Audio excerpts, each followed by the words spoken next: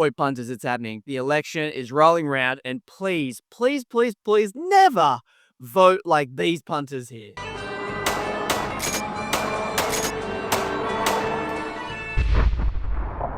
And I think Labor's just been a poor government.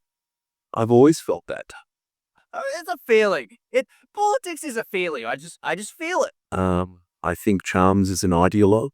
And I think Specifically, I don't know. It's a pretty poor election. It's disappointing. Not excited about either party. But I'm hoping for a Liberal victory. I voted for the coalition. It's their turn. yeah, it's that term. Keep it fair. You had a go. Now you get a go. That's how governments are run. Labor's had their chance. They've stuffed up. The Tory will be a bastard base. You know, We're former small business owners, so our natural inclination was Liberal. But I think Dutton and Price jumped too many sharks in the Too many sharks. Too much jumping. I'm out. Don't mind it. last couple of weeks and just showed them not to be serious people. And safe pair of hands, Anthony Albanese. So it was easy in the end for me. Unfortunately, there's a lot of Aussie punters out there just voting on vibes. All I'd ask is please don't vote on vibes. Who'd you vote for? Well, I voted for the Liberal Party because the Liberal Party will never get rid of negative gearing, and I've got 7 investment properties, and so that's really good for reducing my taxable income. So that's why I voted Liberal. That is a great reason to vote for someone. At least you're pointing at a policy. At least you're saying it benefits you. I gotta have no problem with that.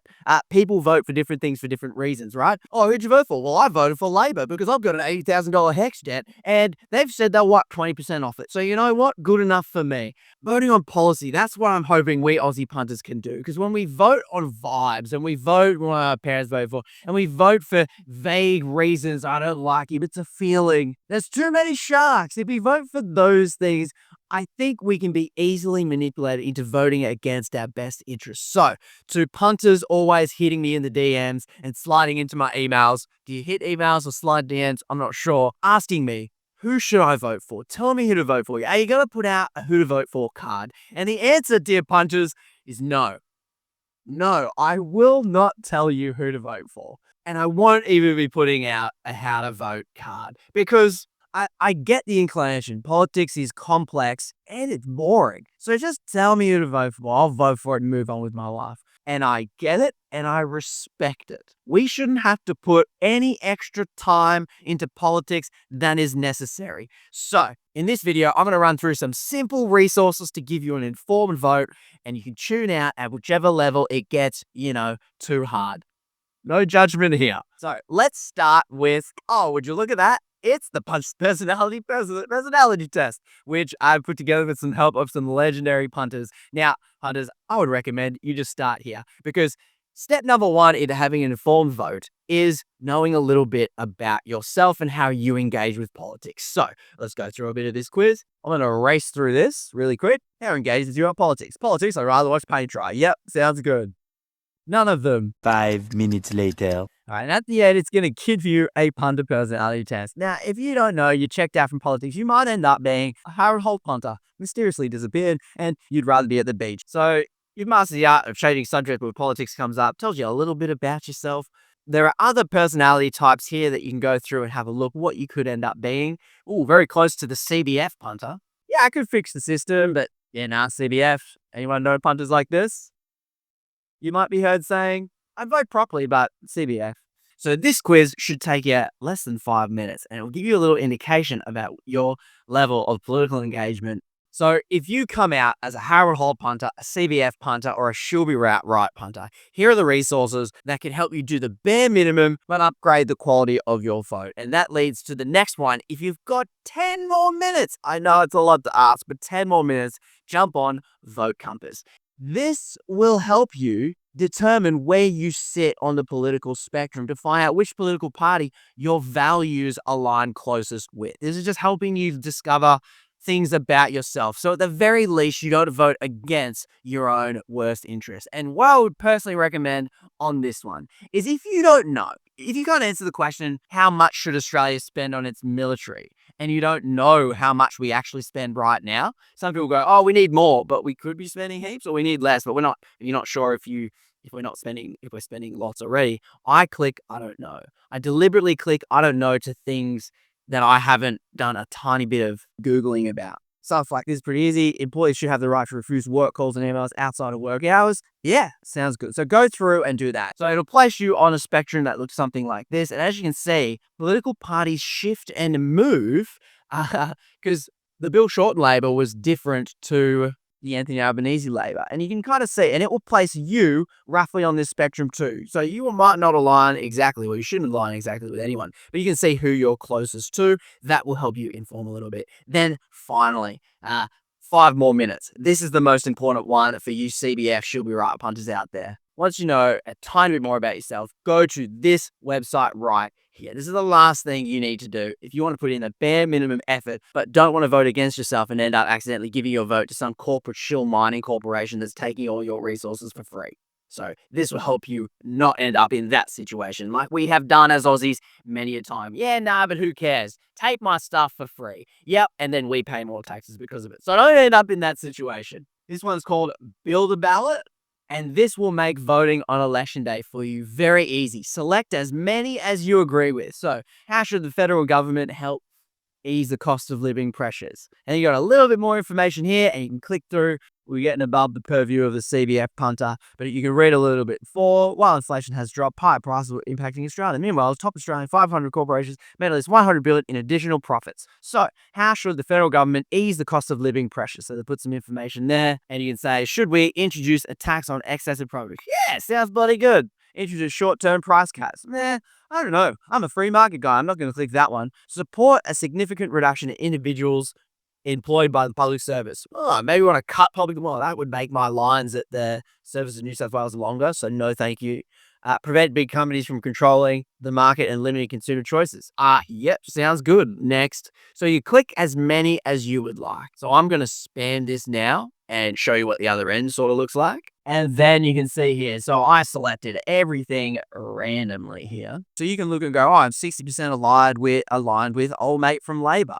Oh, but you know what? I like independence over Labor. So even though I'm less aligned with this James bloke, I'm gonna put him up here and I'm gonna put him to number 1. So you don't have to listen to it, but you can have a look at what policies the different parties are offering. You can give your preference of which policies you prefer, and then this will build your ballot based on which representatives are going to give you those policies. So CBF She'll Be Right, how to hold punters. That's all you need to do to make sure you're not handing your vote to some corporate bludger that's going to make you pay more tax because your CBF to pay attention this election. So you punters can tap out now. Bloody well done. I'm proud of you. Moving on to the platypus punters, the pub profit punters, the punter Karens, and the Gina Reinhardt punters. You guys are in the middle. You put in a little bit more effort than somebody else. So you've already done the 2 steps before. You now have your how to vote card that you've built here. You know where you sit on the political spectrum. But the next question you want to ask yourself, which I think is very helpful, is can you bloody trust these politicians? Can you trust that they are going to do what they say? Because they say lots of things. They might even say they've got a policy, but will they suddenly put a loophole in the policy to make it ineffective? And let's face it, some politicians are more trustworthy than others. So how do we bloody know? This is where I'd like to introduce you to a brand new tool that I just found that I'm going to be playing with a lot, and that is Party Donations 2024. And so this website has taken all the publicly available information and ranked top donors to who, how, and what. And it's made a great visual representation and breakdown so you can see what's going on. So Labor, Liberal, Climate 200 are the top 3. Then you got Greens, LNP, I believe that's Queensland. You got the Nationals, you got Advance Australia. Ooh, quite a bit of a smaller war chest than I thought Advance had. And then you've got Get Up, which is super small, and then you got these other ones here, Party Donations. So, in my electorate, it said, from me spamming my thing, it said Labor are the people that you should put your number 1. I'm like, well, hang on, I don't know if I trust Labor. Let's have a look at their top donors. So their top donors, which is quite a significant amount, from Pratt Holdings. Now, unfortunately, you're going to have to do your own little Googling into Pratt Holdings.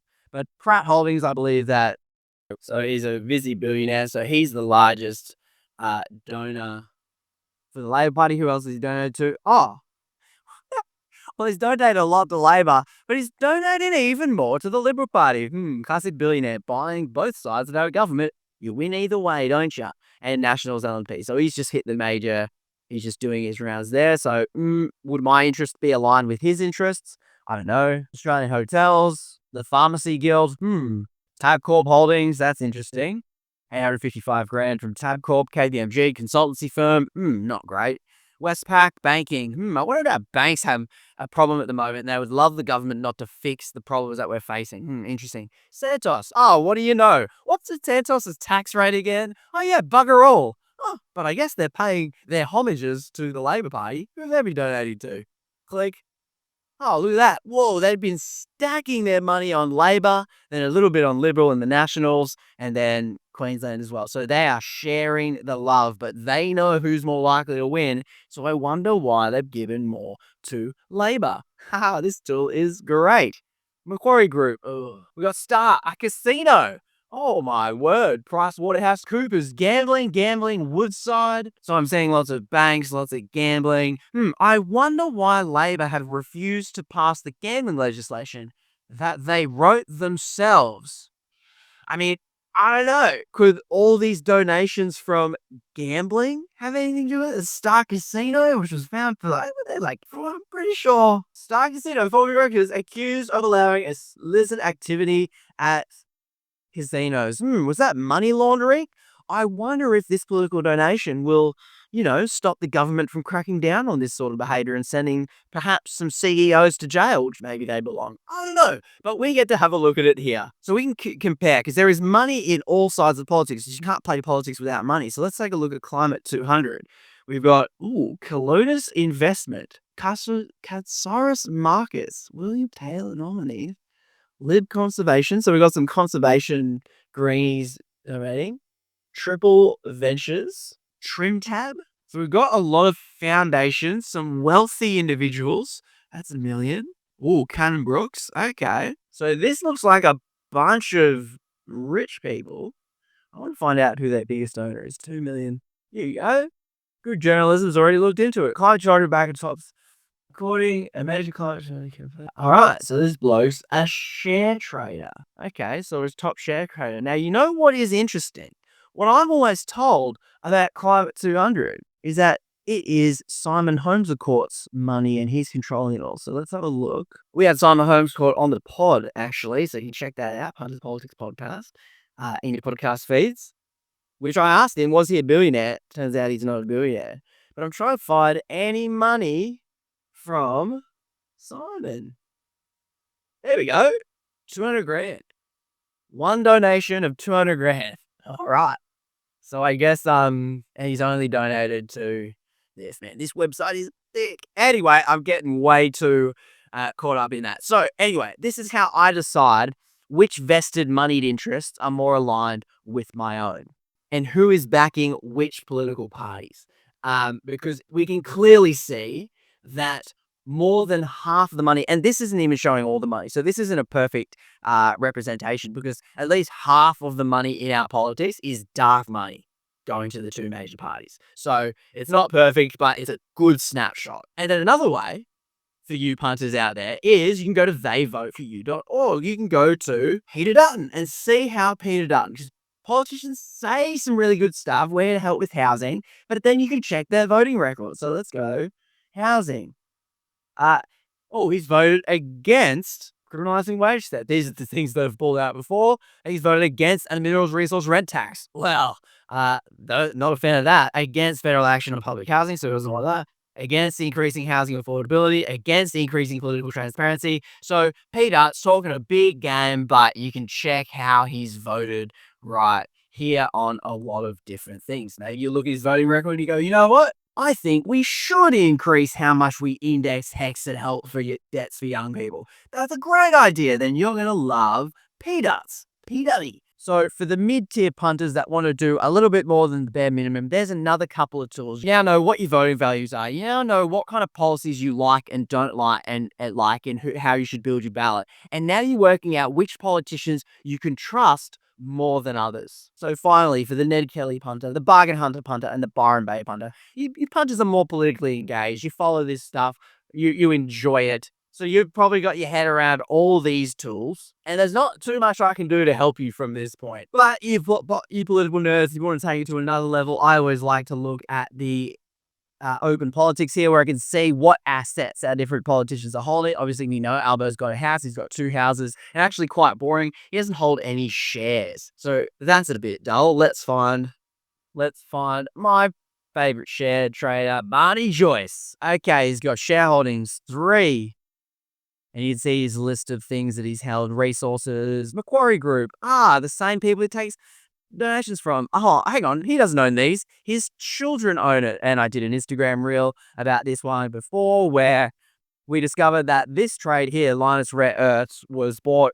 His 5-year-old son or 4-year-old son bought this share before it got a contract from the Pentagon and before it got a contract from the Australian government. So conspiracy or coincidence or corruption, I don't know, would never make that call, but pretty bloody dodgy. Mining corporations, all those sorts of things. So you can look at that and go, is another level of going, would I trust a politician that owns a lot of houses, that owns, maybe they're a property investor like Peter Dutton, or owns shares? The loophole that politicians have found is this one. Oh, Dutton Holdings Co. He's put it in a trust and we can't bloody see it. So do I like that? I do not like that. We know he's holding some dodgy things in that trust, but we can't see. But we know a little bit more than we did before, and you can get super bloody nerdy, and you super policy nerds, and everyone's probably tuned out and stopped watching at this point. You nerds probably just love reading all the different policies. So this conversation article here, you can go to cost of living, you can see which policies Labor have, which policies the coalition have. You can highlight the ones you like, the ones you don't like. You can go down to the Greens here, see what they've got that you like as well. Property tax breaks, maybe enjoy that. Or you go infrastructure. I'm an infrastructure nerd. What policies around infrastructure? So you can just go through on high nerd level and look at all the policies. Education. I used to be a teacher, so all the tradies, free TAFE. Yep, that sounds good. I would like that policy as well. So you can kind of do what these other tools are doing, but for yourself. So Greens have a bit of abolish. Free uni. That sounds bloody good. So you can just go through and 25% foreign student cap, fee-free TAFE. In doubt, does not support. Oh, interesting. Okay. This is where you evolve into nerd levels that I can't keep up with. You can look at, which people are the best economic managers according to reports. You get a little bit of graphs. Oh, who's actually managing? Oh, look, the charts. The Australian economy is on the mend. So how did Labor do with the economy? And I don't know. There's lots of good independent journalism out there, which I would recommend if you go into this level, but you don't need me. I know why you're watching this video. You definitely don't need me. For the regular punter who's just going from CBF to giving a little bit of an F so that we punters can take back our government, make it work for we the punters and not ye the corporate bludgeoning billionaires that are wrecking our economy. So massive thanks to we the punters over on Patreon. These are the punters that keep me making the videos that I think are important, like this one, and not just the ones that gets the clicks. Feel free to share with a punter who might not know just how scammed we're getting and might be a little bit confused in the lead up to this election. Give the video a like, the channel a sub, and I'll catch you punts in the next episode. Cheers, punts.